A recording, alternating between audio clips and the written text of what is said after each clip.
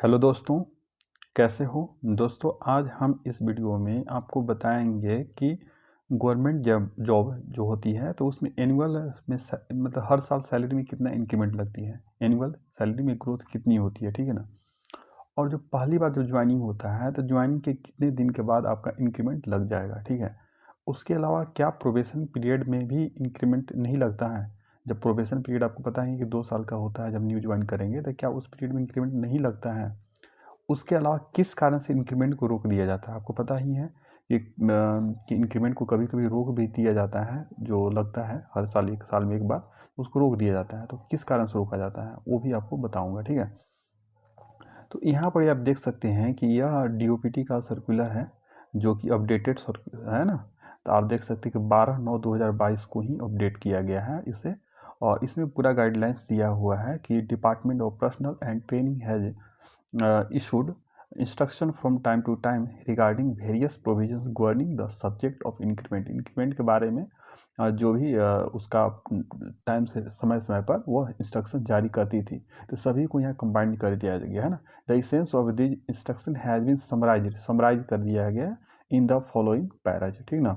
तो यहाँ पर आप देख सकते हैं कि counting of specific period for increment के लिए एक स्पेसिफिक पीरियड काउंट किया जाता है, कितने समय होगा तभी आपका इंक्रीमेंट लगेगा। In case where a person has been selected for regular appointment, जब आपका नई भर्ती होता है, नई रेगुलर अपॉइंटमेंट होता है, and before formally taking over charge of the post for which selected the person is required to undergo training.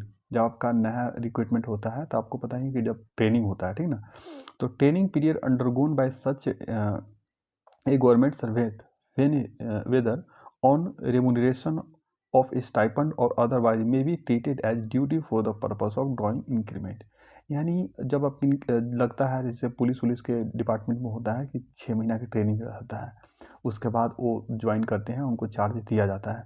तो जो ट्रेनिंग का पीरियड है वो पीरियड भी आपको इंक्रीमेंट के लिए काउंट किया जाएगा, ठीक है ना। तो जब इंक्रीमेंट लगेगा तो शुरू में आपका ट्रेनिंग हो रहा है ज्वाइनिंग के बाद, तो उस पीरियड को भी इंक्रीमेंट के लिए काउंट किया जाएगा, ठीक है ना। यानी जिस दिन से ज्वाइनिंग हो जाएगा, ठीक है ना, जिस दिन से मैंने आपको ज्वाइनिंग लेटर मिल गया, आप जाकर वहाँ ऑफिस रिपोर्ट कर दिए, उसी दिन से आपका काउंट होने लगेगा, ठीक है। ठीक, तो यहाँ पर आप देख सकते हैं कि कंसिक्वेंट अपॉन द, एक मिनट, यहाँ consequent upon the implementation, consequent upon the implementation of CCS RP rules 2008, increment in the revised pay structure are to be regulated in terms of Rule 10 of the CCSRP rules 2008। This rule states that there will be a uniform date of annual increment, that is 1 July and 1 January, 1 January and 1 जुलाई को ही increment लगता है, ठीक है। जितने भी government department है तो उसमें 1 जुलाई को लगता है और 1 जनवरी को। तो जिस जिस आदमी का 1 जनवरी को लग रहा है तो उसका हर साल 1 जनवरी को लगेगा, और जिसका 1 जुलाई को लगता है उसका हर साल 1 जुलाई को ही लगेगा। ऐसा नहीं है कि दोनों डेट को लगेगा, किसी एक को ही लगेगा, ठीक है ना। तो except as provided under the condition letter, ठीक है। तो यहाँ क्वालिफाइंग सर्विस कब आप जैसे ज्वाइन कर लेंगे तो कितने दिन के बाद लगेगी, तो यहाँ पर दिया हुआ है कि qualifying service of less than 6 month on account of UL between 1 जुलाई। जैसे कि अगर आपका क्वालिफाइंग सर्विस 6 मंथ से कम हो जाता है, जैसे आप जो ज्वाइन किए, तो 6 महीना जैसे ही कंप्लीट हो जाएगा तो आपका इंक्रीमेंट लग जाएगा। लेकिन 6 महीना कंप्लीट होने के बाद जब पहला मतलब जैसे ही कंप्लीट होगा उसके बाद जो भी अगर 1 जुलाई आता है कंप्लीट होने के बाद, या 1 जनवरी आता है, अगर 1 जनवरी आता है तो 1 जनवरी को इंक्रीमेंट लग जाएगा, या 1 जुलाई आता है तो 1 जुलाई को लग जाएगा, ठीक है। और हर साल उसी, अगर 1 जनवरी को लगा है तो हर साल 1 जनवरी को ही लगेगा, ठीक है। और लेकिन यहाँ पर एक चीज़ आप यहाँ देख सकते हैं यहाँ कि अगर qualifying service of less than 6 month on account of UL, अगर आपने UL वगैरह ले लिया और उसके चलते अगर क्वालिफाइंग सर्विस 1 साल में 6 महीना से भी कम आ जाता है, ठीक है ना। UL एक्स्ट्रा ऑर्डिनरी लीव को बोलते हैं, UL किसको बोलते हैं, एक्स्ट्रा ऑर्डिनरी लीव को। और भी विदाउट मेडिकल सर्टिफिकेट, अगर मेडिकल सर्टिफिकेट को साथ UL लेते हैं तो वह वह माइनस नहीं किया जाएगा। अगर बिना मेडिकल सर्टिफिकेट के साथ आप एक्स्ट्रा ऑर्डिनरी लीव ले रहे हैं और उसके कारण आपका जो क्वालिफाइंग सर्विस है 1 साल में 6 महीना से कम हो जा रहा है, ठीक है ना, मतलब पूरे 1 साल में 6 महीना से कम हो जा रहा है, तब उस केस में आपका इंक्रीमेंट नहीं लगेगा, ठीक है ना, नहीं लगेगा। तो नहीं लगेगा तो फिर क्या होगा, July qualifying service less than 6 month on account of UL between 1 July of the previous year till 30 June of the year under consideration shall have the effect of postponing the increment. तो आपका increment postpone हो जाएगा, ठीक ना, to 1 July of the next year. तब आपका 1 July next year का जब 1 जुलाई आएगा उस समय लगेगा, ठीक है ना। तो मतलब 1 साल के लिए आपका इंक्रीमेंट पोस्टपोन हो जाएगा, समझ गए हैं ना। तो उसका क्या नुकसान होगा, यूएल जो एक्स्ट्रा ऑर्डिनरी लीव होता है बिना मेडिकल सर्टिफिकेट के नहीं लेना चाहिए, ठीक है। The same stipend will also be applicable to the case, ठीक है। तो यूएल के केस में क्या होता है, एक्स्ट्रा ऑर्डिनरी लीव ले लेते हैं तो उसके कारण क्या होता है, इंक्रीमेंट में फ़र्क पड़ता है, जो पोस्टपोन हो जाता है। जो मैं आपने बताया ना कि किस कारण से इंक्रीमेंट को पोस्टपोन कर दिया जाता है, इस इंक्रीमेंट को रोक दिया जाता है।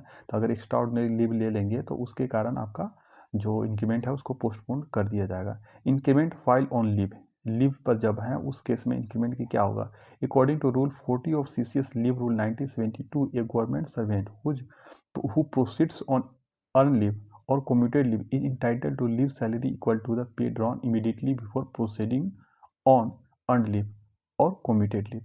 जैसे कि अगर आप EL पर जाते हैं या commuted leave पर जाते हैं, और तो जैसा कि आपको पता है कि 1 जनवरी या 1 जुलाई को लगता है, तो अगर मान लेते हैं कि आप का इंक्रीमेंट 1 जनवरी को लगता था हर साल और आप चले गए 25 नवंबर को EL पे, ठीक है, तो 1 जनवरी को लगना था तो 25 जनवरी नवंबर को आप चले गए, ठीक है, तो आप मान लें 15 जनवरी को वापस आएंगे EL के, तो 15 जनवरी को आएंगे तो आपका जो इंक्रीमेंट लगेगा कब से, 15 जनवरी से लगेगा, ठीक है ना, 15 जनवरी को लगेगा। जब आप आएंगे तो उस दिन लगेगा, लेकिन अगले साल फिर से 1 जनवरी को ही लगेगा, ठीक है ना, अगले साल में कोई डेट में बदलाव नहीं होगा।